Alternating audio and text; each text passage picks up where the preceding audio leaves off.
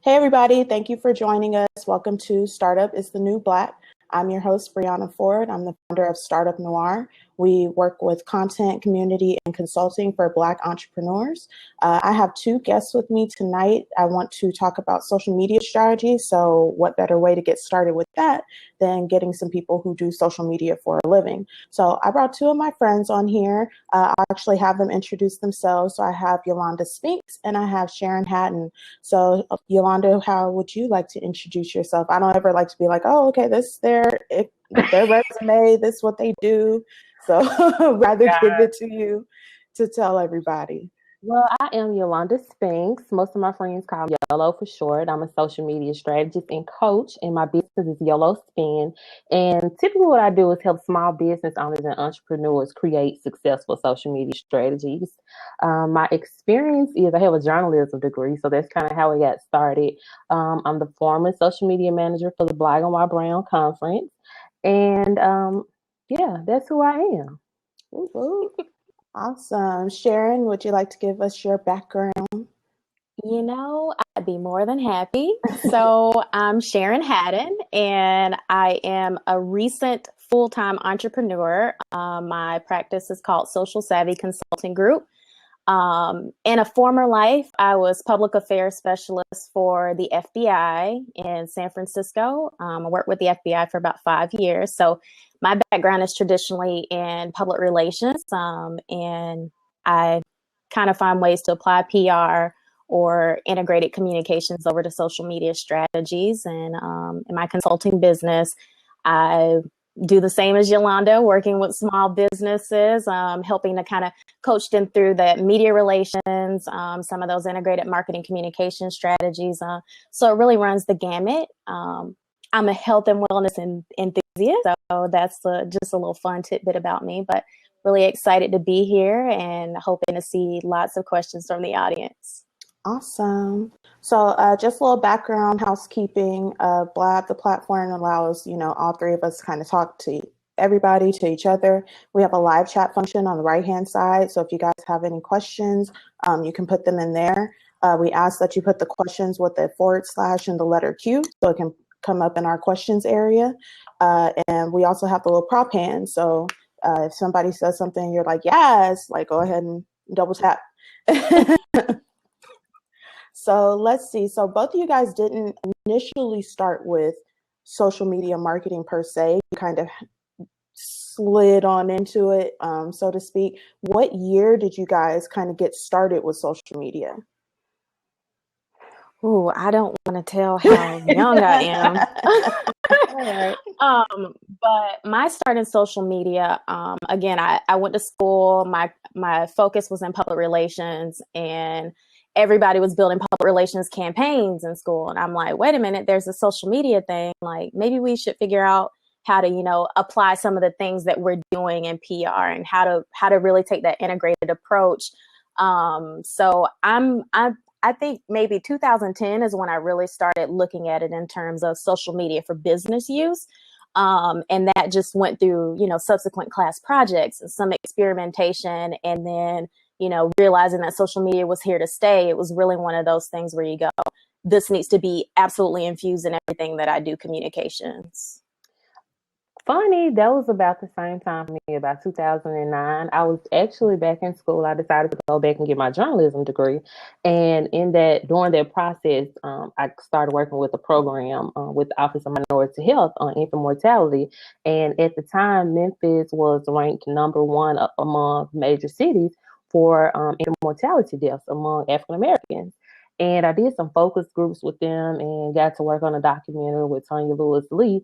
And that's how I started really focusing on the social media arm, how we could use social media to get the message out about infant mortality, infant care.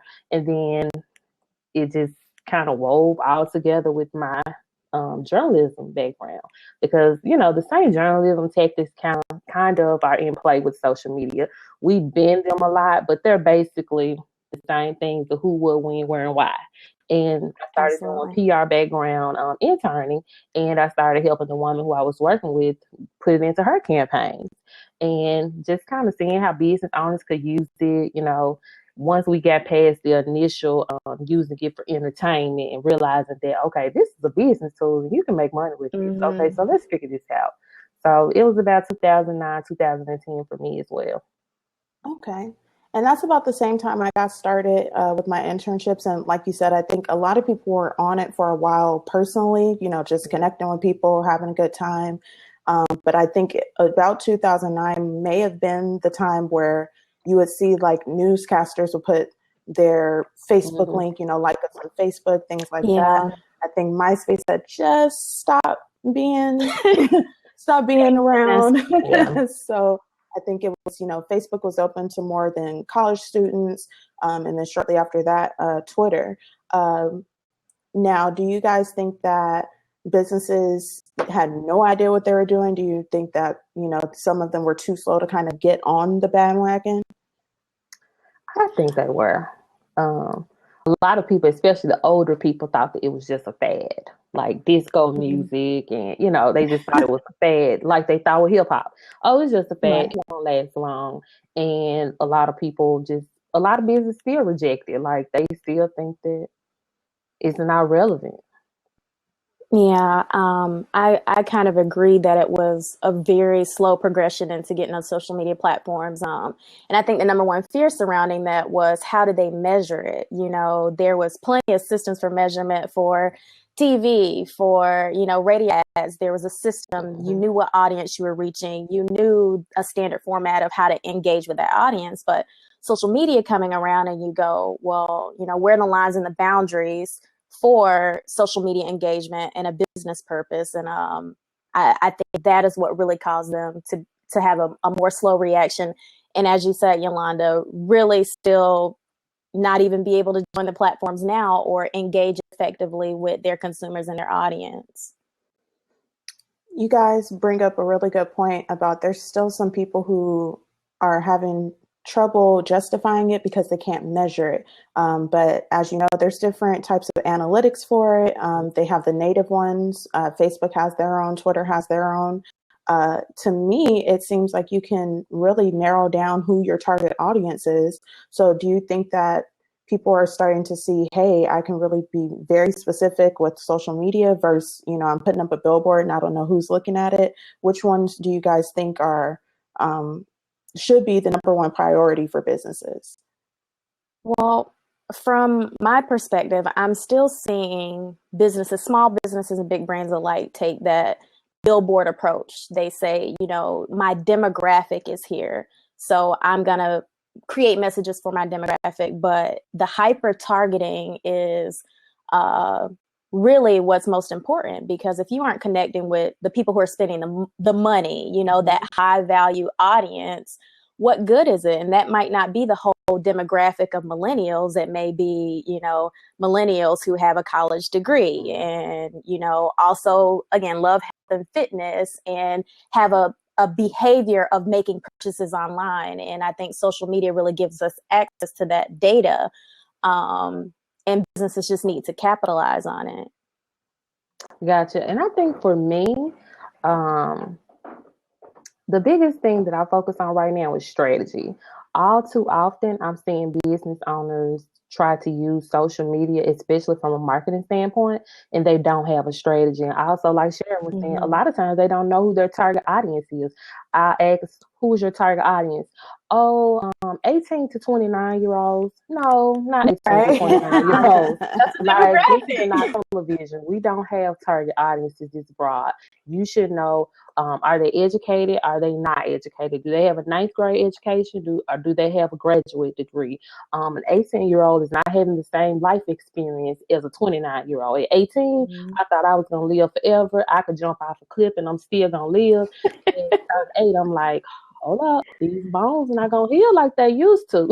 Like, the things that are important to an 18-year-old are not important to a 29-year-old. Our 18-year-old spending the money that you're trying to make. So target audience is especially important, but just making sure you have a strategy. You see other business owners saying, oh, I spent $10,000 in Facebook advertising and I got a return of $150,000.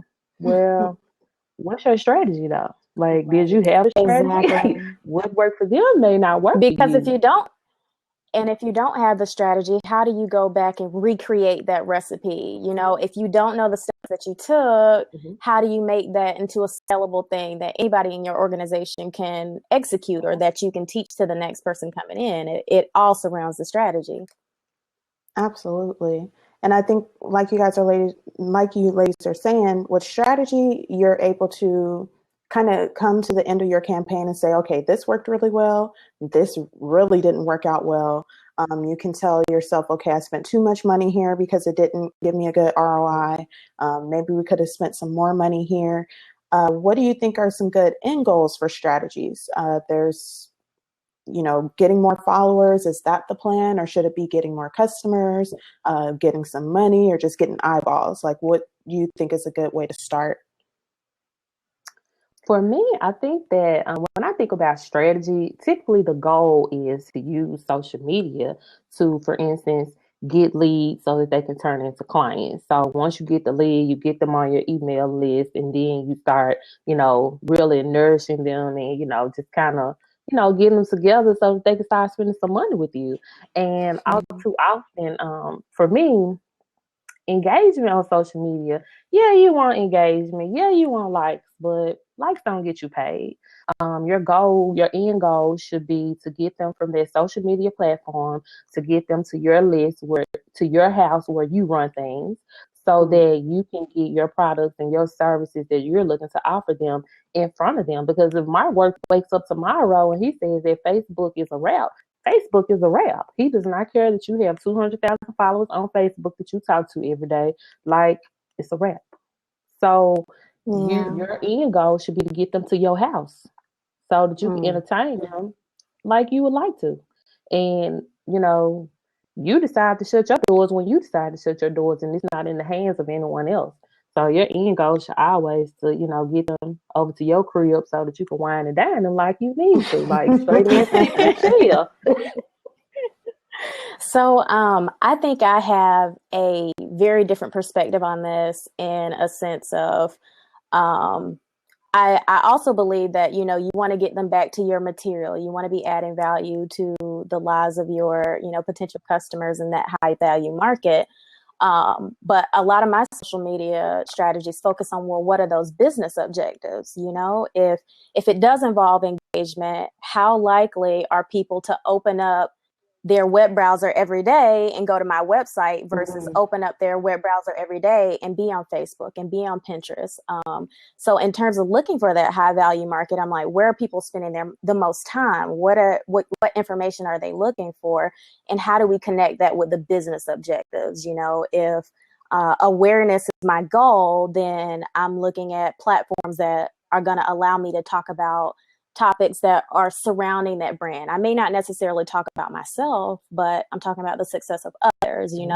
I'm talking about what's going on in that industry, in that field, or finding the places of value or the motivators for my high value audience and keeping them engaged on the platforms that they're going to naturally gravitate to.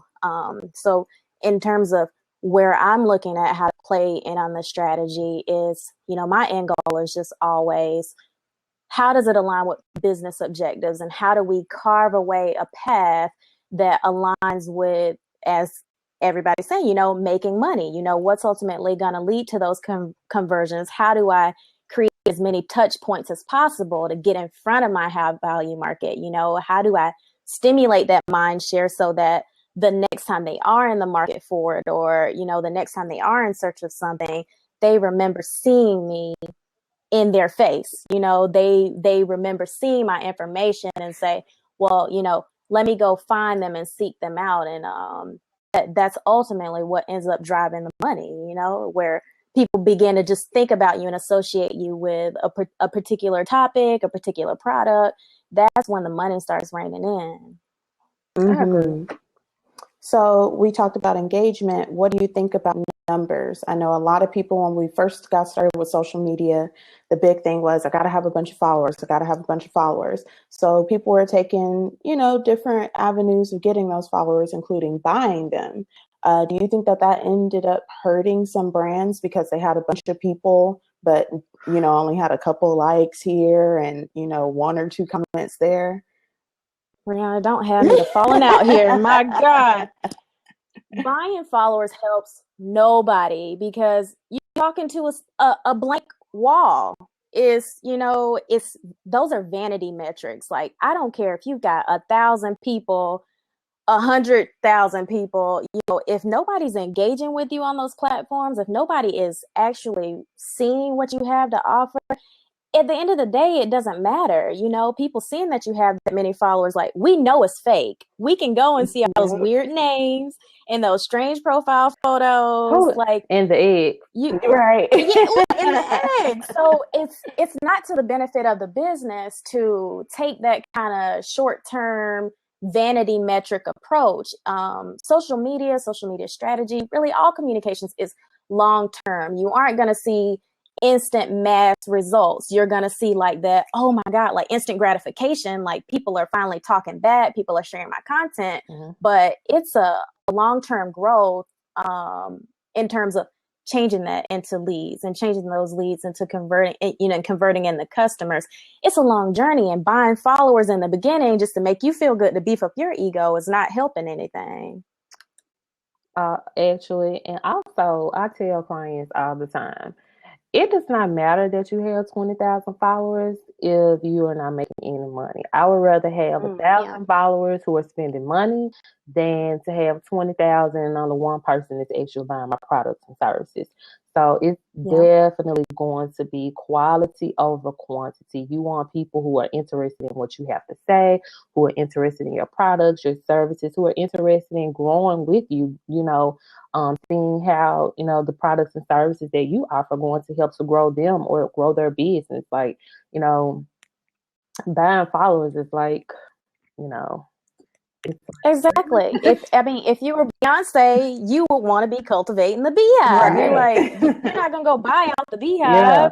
You're like, people have to be intrinsically motivated to follow and connect with you and engage with you, and that's where you see the return on the investment. And when you try to take those shortcuts, it doesn't help anybody. At the end of the day, it's just disappointing for you. And again, those leading with those vanity metrics versus setting a 1 month, 3 month, 6 month goal of how do you get those followers and tracking that along terms where you can pivot your strategy.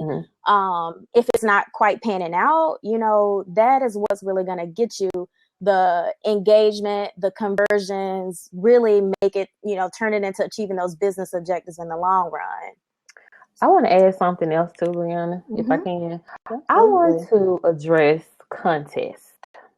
Okay. If you have a contest, if you are a hair blogger and you have a contest for an Apple iPad, you're essentially buying followers.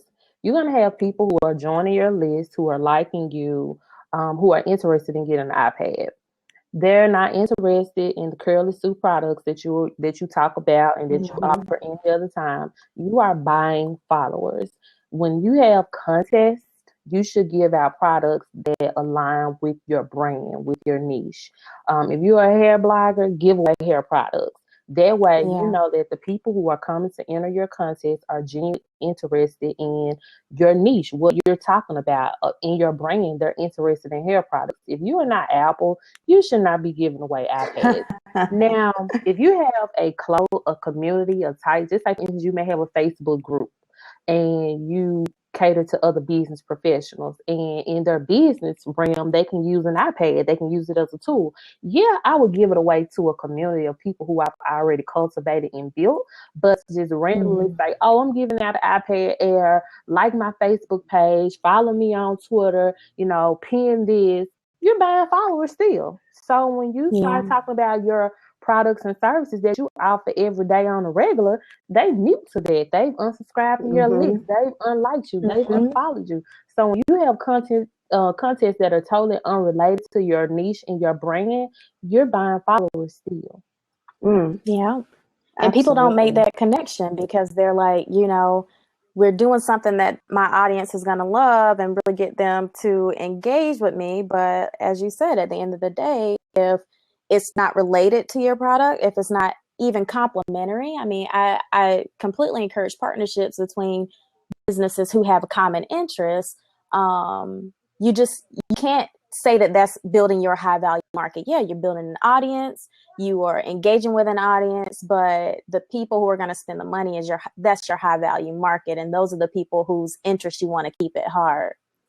So how do you ladies recommend people grow their following organically? Because I know that people do want those numbers, like you said, Sharon, for vanity purposes, but what are the white hat, so to speak, ways of people, getting more fans on Facebook, getting more followers on Instagram and Twitter and Pinterest? Like what kind of strategies can people take that will be finding their true audience and their true people who should be following them?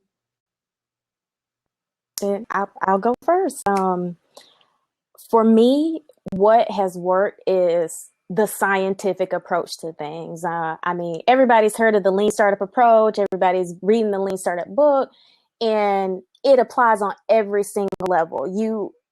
You have to open yourself up for experimentation, because everything does not work for everyone. There's not a one size fits all as to, I love seeing the templates on Social Media Examiner or, Razor Social, where they say, 7 tips to write compelling copy. That is a blueprint. It's something for you to go off of, for you to make an educated guess about what might work for your brand, how you might be able to apply that. So for me, being able to grow those followers organically, it really involves a level of experimentation and recognizing that success also includes failure. So you may have a really successful day and, grow those followers by 10s and 50s and 100s. And then the next day, you pop up with a message and all of a sudden people are clicking the unfollow button. That shouldn't discourage you if it is in line, again, with creating mind share, if it's content that resonates with your high value audience. Maybe that those people who are unfollowing are the folks who are saying, this isn't actually for me.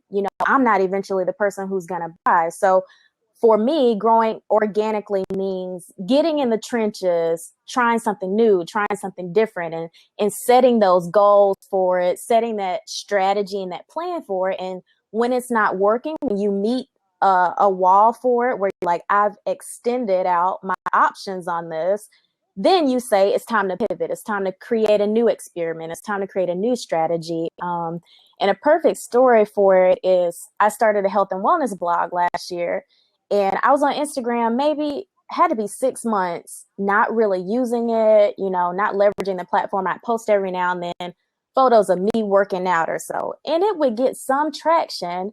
But when I sat down, created a strategy and said, this is how I'm going to use Instagram, I created branded graphics, things that were creating additional touch points for people to engage with health and wellness, things that will add value to them, not just show off my biceps. And in 5 months, I went from like 50 followers to like over 2,100 followers. And that was something that I had to just experiment and wait and see, well, what were they resonating with? What keywords were my high value audience attracted to? And, seeing who was going back to my website to buy my Squat Like You Don't Care t-shirts, and, what content was most engaging. So I think in growing organically, you just got to sit back and say, I'm going to experiment with this. And you have your goal set, you have your markers. And if you don't meet them, then you pivot.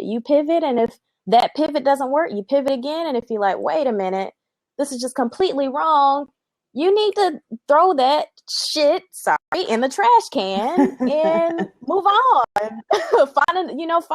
Find the people who are truly your audience, really be out for their best interests and add value to their lives. I totally agree. And also I want to say, when it comes to organically growing, you have to keep records. Like, you need to know what you did. It's not enough to just post things. Like when I'm posting clients, when I'm curating content, even content that's on their site, their native content, I'm keeping records of what got good engagement and what didn't. For instance, one of my clients, I realized that her craft projects did not do well on Facebook, but they did well on Twitter. We need to stop posting this to Facebook because your Facebook audience is not here. They're not receiving that. Like, they don't want this. And you have to really pay attention to, because your Facebook audience is going to be different from your Instagram audience. Instagram different from Pinterest, and you need to keep records of what is working where and what is not working, so that if I need to post something on Facebook and not post it to Pinterest, then let's post it to Facebook and not post it to Pinterest. And that is totally okay. But you have to know what you're posting, and you have to keep records of what's engaging for their audience and what's not, because that helps you again to continue to grow their audience. Like, when you give people things that they don't want, they won't engage. They're gonna unlike you. And also what Sharon was saying about those unlikes. Unlikes are awesome. They're awesome because really what they say, if you have been in business, just like you had a Facebook business page for 10 years, and all of a sudden you start getting unlikes. Typically what happens a lot of time is because Facebook and their NSA algorithm, that they put your page, they're like the NSA, like Sharon, not even the FBI, they're like the NSA. Like, I don't even think Mark knows what the algorithm is. It's just true, right? What y'all doing? But what happens is people haven't seen your pages probably in years, and all of a sudden I see it, and where I was 5 years ago, I'm not there anymore. Whether I have went forward or backward, whatever it is, I'm no longer there, and this no longer interests me. So bye.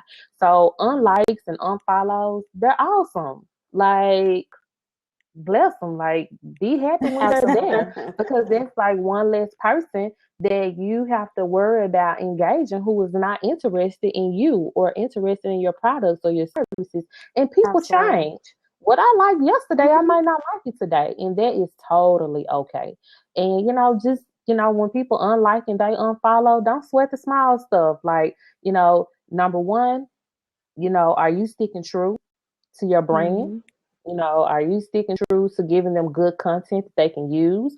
After you check yourself and you doing what you're supposed to do on that end, just chalk it up as, okay, they're no longer interested. And again, that is okay. Unsubscribes, awesome. Like, they're no longer interested. Okay, let me get some people on here that are interested. So, just be true to what you're doing. Give out good content, good value.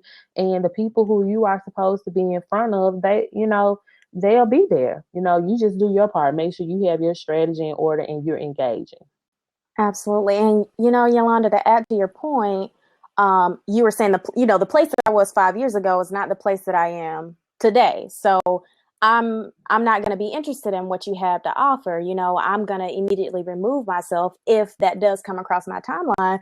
I think that, in planning for that organic growth and that growth strategy, you really do have to consider the stages in life. Is it a passion community that you're engaging with, or is it a life event community? Do you have information that you will need to constantly revisit? I start by creating editorial calendars or social calendars, and although I might plan that for 12 months, I'm looking back at that at the end of the month to say, is this still relevant? Is this still current? I'm looking back at that in 3 months to say, well, I just found this new information. How do I improve? So I think in order to really achieve that organic growth, you do have to do that. You have to be nimble. You have to really take a look at it over and over again to say, is this working? Does this content resonate? And, where can I flex? If anything, it's like, where can I add another, a piece that people are going to be even more excited about?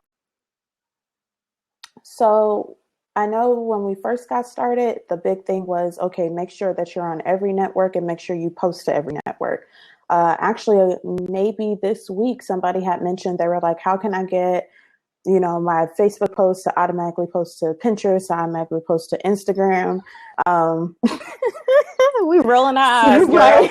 So obviously, because we're rolling our eyes, that's not the point. What kind of content works best on what networks? Like, what works best for Facebook? What works best for Instagram? Again, for me, it's not a one size fits all formula, and I guess the best way that I can explain this, and it's something I read the other day, and it makes it so relevant, specifically for Facebook, is if I'm a brand on Facebook, I am competing with my best friend's 2-year-old baby, or, like, I'm the brand, like, are you going to click on my brand's article saying, do this with your life and, find the passion that you always dream? Or are you going to skim past that a little bit and click on the baby photo like, oh my God, little Tiara is just so beautiful. You are competing with people's personal stories when you are on platforms like Facebook. So I think that's something to keep in mind when you are on that network. Things like Twitter, people say they don't really have much leeway because of that.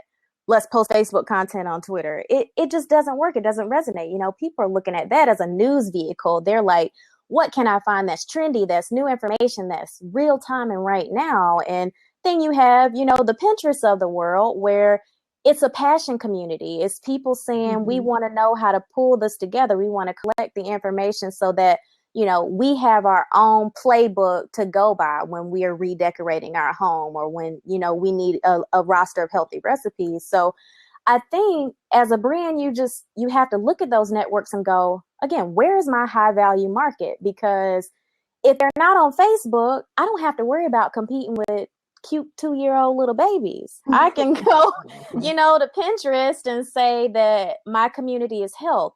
They're always here sharing and pinning new recipes. So I need to be on here sharing the recipes and finding a way to differentiate myself from the other brands.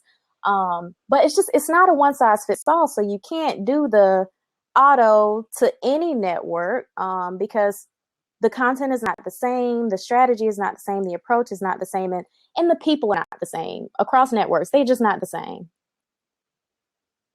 Totally agree. I really hate, I love automation and I hate it.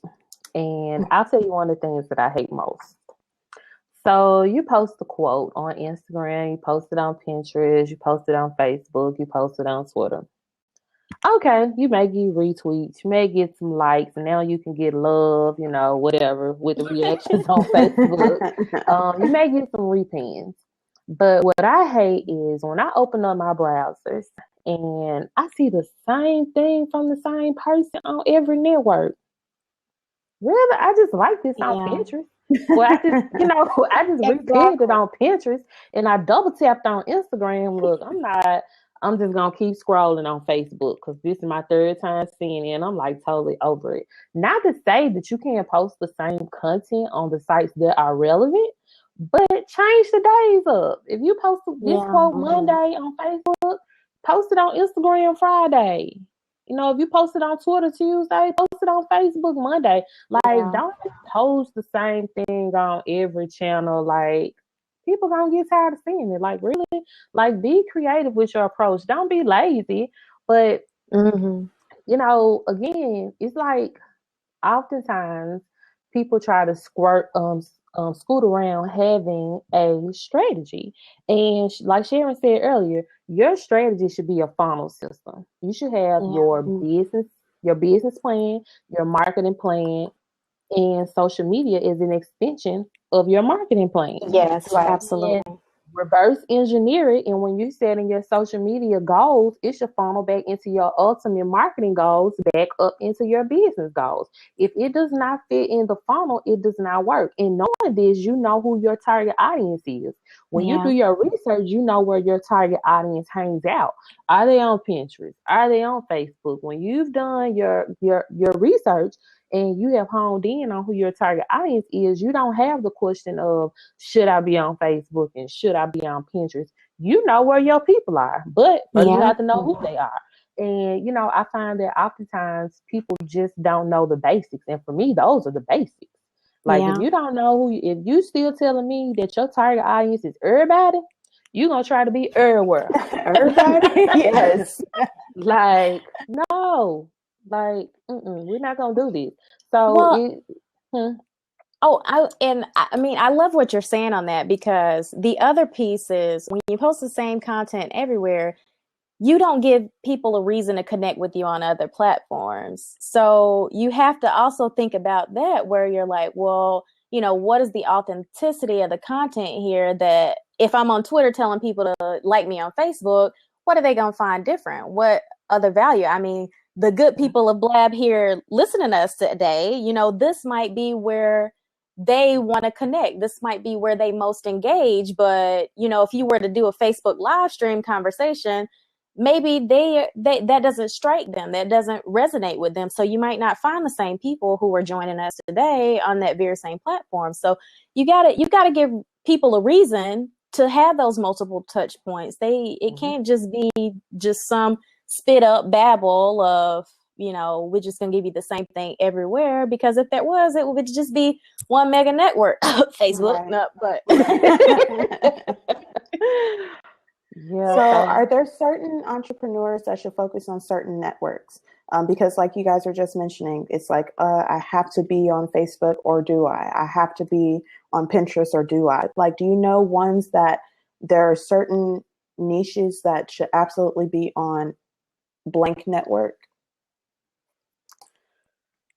I would say yes. Like, just say for instance, if you are like Sharon said, she has a health blog, I think you should definitely be on Pinterest. I have polycystic ovary syndrome, and I do a low carb diet now. I'm always on Pinterest looking for recipes. I'm always on there. I try to eliminate a lot of the chemicals that I use on my body. I'm always looking for, I guess you could send them recipes for making my own lotions and butters and, body butters. So like now Pinterest is kind of it for me, but before it was kind of like blog, or if you're a recipe blogger, or, not even just a blogger, if you have a food company, like you should be on Pinterest. Like it goes down over here on Pinterest. Like, have your content over here. You may be, I think that creatives like Instagram, Pinterest, like you should definitely, if you're a creative, I think that you should be in that space. Businesses, I think they really need to start focusing on podcasts, like really business owners, like don't look past the podcast, like, get real about it. Even with videos are becoming hot, but think about those of us that are constantly moving. And, I want audio. Like when I'm on the treadmill, I can't stand to watch television, but I have my earbuds in and I'm listening to podcasts and I'm just trying to get it in. So, and I think, again, it still goes back to who's your target audience? Where are they? There's research out here that companies are giving away for free. Like if you dive deep enough into Google, you find out where your target audience is, but you have to want to know where they are. And, again, because you may think they're on Instagram, but they're really on Facebook. Yeah. So it really boils down to doing their research and knowing who your target audience is and knowing where they are. Yeah. Research. I have to co-sign that, where, again, my look, I feel like I'm pleading the fifth on this, because I'm like, there's no standard answer. There's no one size fits all. Yeah. But it does it takes that getting in the trenches and figuring out where your high value market is. I can agree with Yolanda on that. It's like, if you have a visual business, you want to be on a visual platform. If you are doing speaking and coaching, you want to be somewhere that's going to share that audio, or those, that video of you interacting with your audience and expressing that level of thought leadership. So I think you have to look at it in a sense of those categories. I'm an entrepreneur and this is what my business has to offer, and giving some room for creativity. I mean, I've worked with financial services clients before, and, some of their reluctance was, why should I be on platforms like Medium? Because I don't see any of my peers there. Can you show me examples of, how it's worked out for them? And it's like, well, maybe nobody has, taken the courage, but we have this research that backs it and says people are looking for what your opinion is on robo advisory services, or people are looking for what your perspective is on, the future of finance and cryptocurrency. So we have this data that backs it, saying that Medium is a potential platform for you. We've looked into it, but it's not a traditional platform. If you think about financial services, you wouldn't say, oh, let me, put them in the sharing economy, this perspective of thought leadership. You think big banks, whatever, walk in, make a deposit. I'm so glad I got mobile deposit on my phone, and you kind of leave it at there. But I think there's a certain extent of opportunity, and you just have to figure out what category your brand, your product is in, and look at the benefits of the platform for that. Like Facebook is good for, mastermind groups or creating inner circles. So, if your business is a coaching business, that might be a preferred platform for you because you can create that level of exclusivity right there in their Facebook hub. But it all boils down to research and figuring out where's my high value market, what content do they want to see, and then again, what touch points can I create for my business? If I'm a coach, like I've got audio, I've got visuals of the training materials that I'm creating for people.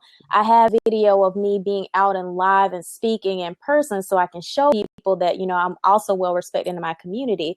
I think you just have to consider it in those terms of what the platform has to offer. And then how does that match up with your business objectives and what your brand ultimately does? Yes, I would say don't be afraid to try and don't be afraid to fail. New platforms are coming on the horizon almost daily, and your competitors may not be there. And that doesn't mean that, for you to test it out and try. If your target audience is there, test it out and try. Just because your competitors aren't there don't mean that you should be there. That's an opportunity for you to come in and rate the market. Like, I got this on lock now. Like, you should have got here 3 weeks ago. Yep. Like, absolutely, I done locked it down now. So and don't be afraid to try.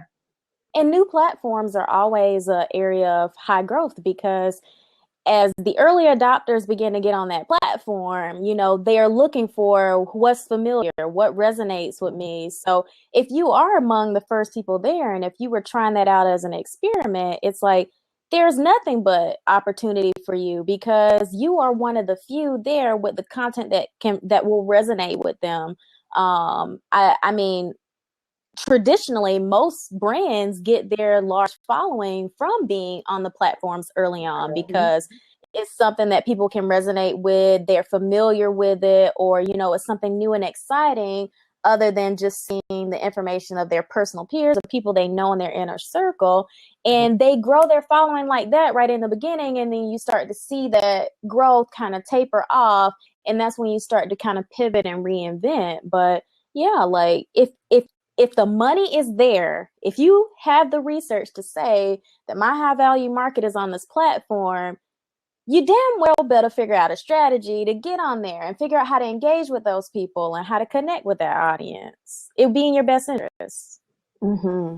Now, I think that that's where a lot of small businesses and entrepreneurs have really the upper hand on bigger businesses because they can pivot a lot quicker. I think that a lot of the corporations, Fortune 500 companies, the, household names and brands, they have to go through like a chain of command before they can even post anything. Because I think that's what we saw with, the Beyonce thing with Red Lobster. Everybody was waiting on Red Lobster to say something. We were like, hello, are you there? Are you there? And because of my social media background, I was like, it's not that they don't want to, but they have to, call somebody and explain it to them. So I think that that's a opening for small businesses because you guys can say, okay, well, I see so-and-so's doing this. I'm gonna react to it real quick because I'm already on it. Well, and even for Red Lobster, I mean, I think that's another lesson to add to social media playbook because, I wouldn't have considered Red Lobster as being a snappy brand or as being, that wildly creative person on social, as, it's kind of like building you up for this great response. And they just weren't capable of it. It just wasn't in their content strategy. It wasn't a part of who they were. But this is a great lesson for brands and small businesses alike because we plan for influencer engagement. We say we want to reach out to this person. We hope to get their endorsement. We hope that our audience will see us engaging with them. But on the flip side, when you're thinking with your PR hat, you're like, well, what's the contingency? What's plan for crisis, good or bad? You're like, well, what if they just out of the blue mention us? Most brands honestly don't put that in any of their strategy for communications where It's what if they reach out first? The mindset is always, if we go after it, this is what we will do. This is how we will respond.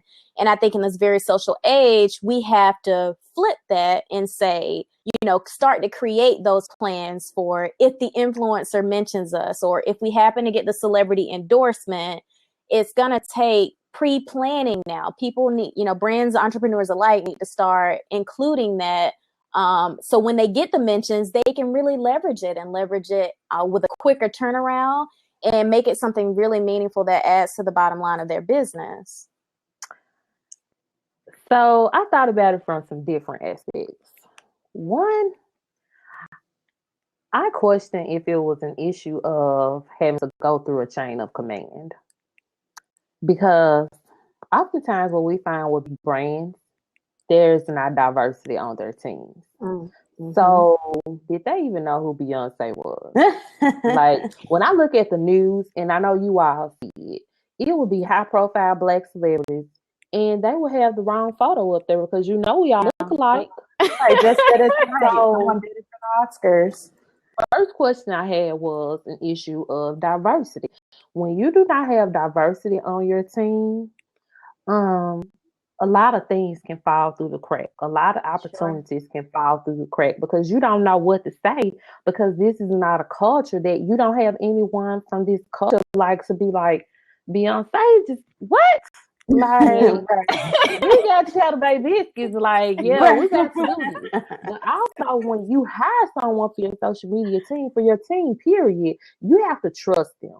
Yeah. And absolutely. I'm not going to ask your permission. Like, I'm running Red Lobster social media channels, and what? First of all, I already know Beyonce just dropped a video, but she's talking about Red Lobster. Oh, okay. Let me figure something out for this. And you just start following the hashtag, and you just start going in. Like, it's not an issue of, okay, let me call. No, we're not going to do this. Trust your team. Trust your social media manager. I also make sure when you hire social media managers and you hire people for your social media channels that they are diverse, that they are up to date with, things that are going on. Like, you have to have people that are informative so that they're following news, like they're following trends, they're following news, they're well versed. Like, what if it had been a country artist, or, it could have been anyone. Like, have people on your team that can like slide right on in and be like, okay, I can follow this hashtag and I can figure out what to do with this. Like, you taking 24 hours to reply. Yeah. Like, even if you didn't know who Beyonce is, Google.com, I would have been on one of my laptops on Google, like, let me see who this chick is. And then, okay, let me follow this hashtag. And I would have figured out a way to get in the conversation. Like, you coming back 24 hours, like, and then your comeback was lame. Like, no, we're not going to do this. So it's about making sure that your team is diverse, they're up to date on current trends and topics, and trusting them. Like, let them do what they do. Like, I ain't calling you for permission. It's not what we're going to do. We about to get in where we fit in. And then social listening. I mean, that pulls it back. It's like the internet has everything that you need there.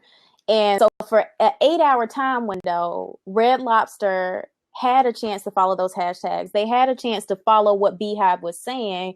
So, I mean, in many of those cases, you're setting yourself up for failure. When you write that lame ass tweet, you're like, I know this is not going to resonate, because you already hear, I mean, all the gifts that people are using, like, sitting here waiting for Red Lobster, like, they were waiting for something epic, something that was going to really resonate with the Beehive. And that's where that diversity comes in, where you're like, I need to go and look at this audience. It's no longer just about my brand and Red Lobster. This is a whole new high value market that I'm connecting with. So using those social listening tools, one of my favorite so far has been like WeFeelFine.org, where you can go and measure sentiment. It's like, how are people feeling about Beyonce's song right now? So do people generally not like it? Are they not appreciative of it? So should we take a stance that, a very neutral response, or, using those context clues to be able to create your responses and messaging are everything. The tools are out there. It's just a point of leveraging them. I mean, their sales, either way, it still went up, 33 something percent. So they got it done, but there was just a whole window of opportunity that they could have caught on earlier. I mean, they have definitely done a good job reacting to what happened and creating those hashtags. What is it? Red Lobster worthy is their like whole new mantra that they're going off of, and having folks, user generated content where they're submitting pictures of them doing something Red Lobster worthy, whether that's retiling the bathroom or, in they boxer shorts, like, yeah, Red Lobster worthy. They caught on it. It was a reactionary piece, but I think we have to start planning for those interactions. And most people look at it as, if I don't pursue it, I'm never going to get the attention, as most people's perspective. But believe it or not, if you are online, if you are anybody who is anybody, people are looking at you, whether that's your close family, friends, a network. Somebody is looking at you and counting on what you were saying, how you were engaging and interacting. And you have to keep that open for opportunities. It's the same as if you're like some regular Joe Blow responds to me about a tweet. I'm going to be very true and authentic to my brand, and I'm going to be helpful, and I'm going to respond as quick as I can. Well, we have to extend that out to the people we think are out of our reach, to the influencers and to the celebrities, and say, if and when this is going to be the process that we follow, so that you can trust your team, so that you can say, I know that so-and-so hasn't, it is going to be on it, and I don't have to call and wake her up in the middle of the night to make sure that this tweet gets out. And then, it wasn't even the full 140 characters. Like, Jesus, 58 hours to develop that. So really? It's definitely a lesson learned in social listening and just planning ahead, like taking that same approach to crisis communications, taking that same approach to developing a contingency, and applying that for the opportunities that you want, the organic engagement that you want to invite in. But for some reason, people just think, it won't ever happen. Like, we got to stop thinking of it won't ever happen, because people are out there and watching, and they're waiting to engage and say things with you. And that is probably the number one lesson that I would like to share with entrepreneurs is, somebody sees you. You may not be making those sales right now. You may not see the leads working, but somebody is looking at every single thing you post, every single product you have, and sitting in their office like, Jesus, when I get my tax return, I will buy that whole suite of beauty products. Those are the touch points that you're trying to create with your social media strategies. And I think that we just have to open ourselves up for that success, for that level of inventiveness, and just stop thinking that, we can't do it like the big brands do, or stop thinking that it'll never happen to me, because if you ask for it, if you invite it in, it's going to happen. People are looking at you. True. Also, I say that make sure that you're following the process with that, because, before people really start watching, you have room for error. Right. And without people coming for you like, hold up. But once you get where you say you want to be, make sure you're ready to be there. Because, when you do something that's just, like, that's not true, or that, like, people gonna be coming for you, like, they coming hardcore. So make sure you in preparation, you honing your skills, like you getting it together, because when you come, you better bring it. And also, I want to say something that, I look at when I look at things like what happened with Red Lobster. One example for me was, when Arby's, when Pharrell had that big brown hat on looking like curious, and Arby's came with the hat, like, social media on point. Like, they had a comeback, like, I think less than maybe a few minutes. They were like, hold up. So, they came with it. So you have to trust your team, and your team has to be savvy. But also, as an African American, and I'm urban, and Red Lobster has always been part of our culture. Right. Like, date night, food with Red Lobster, like, it's always been a part of my culture. And that showed me how out of touch Red Lobster was with their customer base. Absolutely. So for me, it says so many things beyond just social media. It showed me how out of touch you were with your target base, and that you didn't know that this segment of customer existed. Because if you knew that existed, your team will reflect this. So you have people who are trying to talk to me that don't even know me, or don't understand me, or may not like me. So it still goes back to like your target audience, who your customers are, and making sure that you're in tune and you in line and you are listening to them. Because if they had been listening, you would already know. Like, Absolutely. you would know about this. Like, if you had been really listening on social media like you were supposed to, and it wouldn't have took this whole ordeal with Beyonce for everybody to see just how out of touch you are. So, it just went so far beyond it for me. Like, I'm just sitting back in the club looking like, okay. I co-sign that. Absolutely. So do you guys see any trends coming with this new year? I know we mentioned podcasts, we mentioned videos. What do you think is going to be the thing that entrepreneurs should be focusing on this year on social? For me, I think that you should be watching. Social media channels are looking how they can keep their followers, their people on their sites. Twitter looks like they're about to do it with their 140 plus hashtags, where people will be able to click see more and actually see an entire article, so they don't have to go to your site. Facebook is introducing it with their Insta articles. Right. Yeah. They say that it will be able to house ads and everything, and I haven't tested it out yet. But these social media sites are looking for ways to keep their users on their site, and you have better make sure that you have a strategy during this time. If like, we already know how fickle Facebook is about people leaving now. Right. So, is this Insta articles gonna bring an entirely new RAM to where you'll be getting little to no traffic from Facebook? Like, watch what's going on. Don't get so engulfed in, being present and accounted for that these trends go totally over your head. Like, something is happening in the water, and if you're gonna be in business and you're gonna use these tools, you need to be watching. Like, hold up, okay, Twitter's doing it, Facebook doing it. Okay, I need to be trying to figure out what's next. Like, they're trying to cut me out, and this is my content. Right. So, and I agree with that perspective. That's actually on my trends list too, Yolanda, of news. Like in 2016, we've already been seeing it spiral up, but that's what people are looking for on the internet. It used to be you were looking for a good time, like sharing pictures, sharing your life, engaging in that way. So I think the area for entrepreneurs and business owners to really take advantage of that direction of news at Twitter, Snapchat with their Discover app, Facebook, everybody's taking, is entrepreneurs and business owners have to become as credible, if not more credible, than news outlets themselves. Like, they have to find a way to now be newsworthy, to, report on the news, report on the trends, and, finding that local connection where you are the source of the information. You are feeding that to the news hubs. You are sharing that on the new news platforms. It's no longer a game of telephone for people to get their information. Right. If the news gets it wrong, that entrepreneur, that, subject matter expert, that digital influencer needs to be right behind to say, no, it didn't happen that way.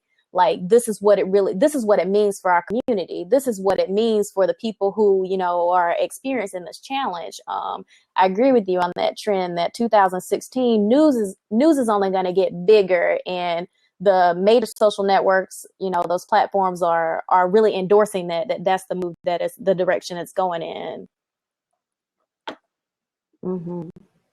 So let's see, we are in our final couple moments here. So would you ladies have any actionable advice for entrepreneurs this evening? Actionable. So I had one other trend, and I think that would certainly be an action item for entrepreneurs, where I see a very big opportunity in cause marketing, or, having a social purpose behind your business. So I think, as an action item for folks, in terms of developing your social media strategy, really think about, what value do you add other than selling your product? What value do you add other than offering your service?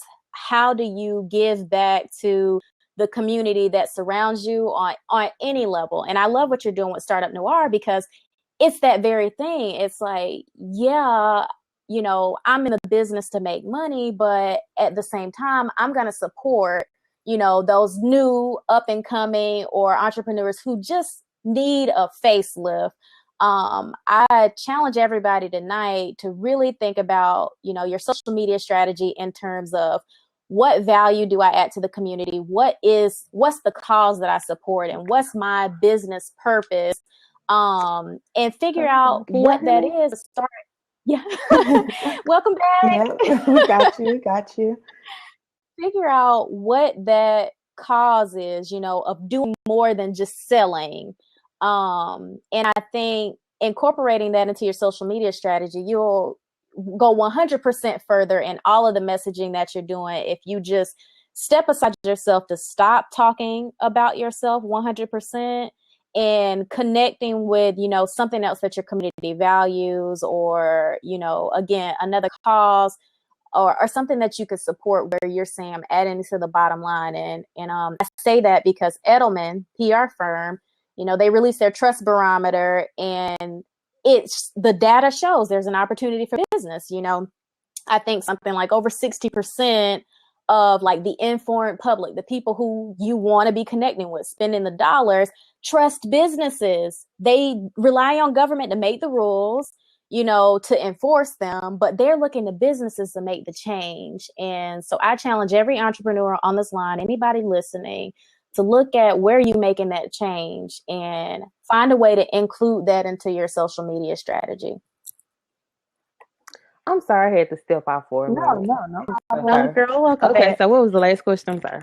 Do you have any actionable advice for entrepreneurs when it comes to social media? I will say, for me, from what I'm saying from social media, from entrepreneurs and small business owners, for me, it's really making sure that you know who your target audience is. You really do your market research. Like, you really get for real about honing in on who you're talking to. You know, who they are. Are they educated, uneducated? Do they have two kids? You know, are their kids middle school, high school, or are they toddlers? Like, know who your target audience is, and make sure that you have your strategy, your social media strategy, and know that you can't have a social media strategy without having a business plan and a marketing plan. Stop trying to skip steps. Mm-hmm. Follow the process. Like, follow the process. You know, it's an art to everything. In order to be successful in what you want to do, you have to follow the process and stop trying to skip steps, and just, you know that you have to do the work. And, you know, if you bootleg it, people will be able to see that you're bootlegging it.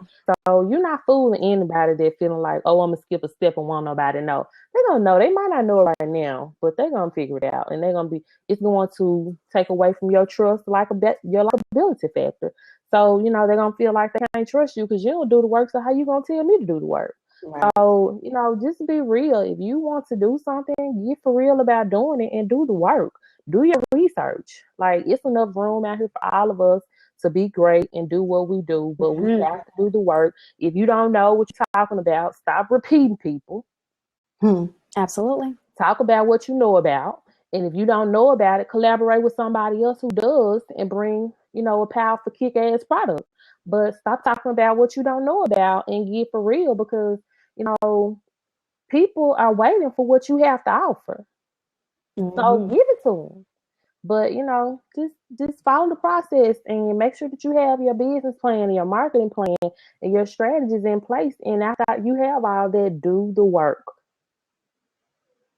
So you ladies basically preached a sermon this evening. So I appreciate it. Social media has been a passion of mine for a while, and I know it's something that a lot of people are still struggling with. So I appreciate you all giving your professional advice for it, because, you know, there's a lot of folks who are like, oh, this is how you do it. No, it's not. Like, we want to make sure that people are on the right track and really using social media purposely and with a purpose in mind. So I really appreciate it. So thank you, ladies, for joining. Thank you, everybody, for listening and tuning in. Halana Black, yes, this is a regular show. This is going to be an ongoing conversation. Just want to make sure that entrepreneurs, especially Black entrepreneurs, have a platform where we can talk about issues, where we can talk about resources and any other things that we're kind of going through in order to build businesses. It's just really important for us to help each other. Like Yolanda said, there's room for all of us to, make it and get what we need to get, find the folks who want to buy from us, find the people who want to support us. It's room for everybody. So let's see. I think that is all that we have. But your target audience is not everybody. This is true. Do not do the 18 to 50. It's not, that's not how it works. If you really know your audience, you would know this is their age. These are the people that they have in their household. This is where they went to school. This is where they live. Like, get in the nitty gritty of it. Don't just be like, it's millennials. That don't work. No, it does not. And I honestly hate that typecast. And I know we at the end, but I just got, one final point for my sermon. Yeah, absolutely. Take your time, Pastor. Take your time. Well, I went to a panel discussion at Gap Inc. and Kamaya, the now aspiring fashion influencer, who made the African prom dress, really got great traction. They had her on their panel, and the most interesting thing that I found there, it was a discussion on millennials, what we think about fashion. Yes, I'm a millennial.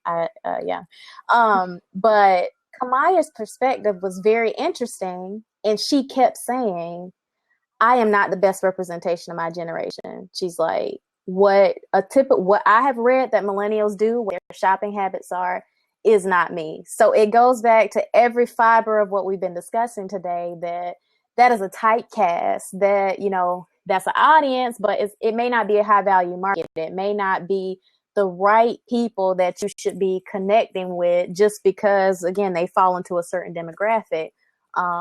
So that's my sermon. I'm a release everybody, and hold on, we got to thank you. First, hold on. I love y'all. Well, thank you, ladies, again. We're going to wrap it up.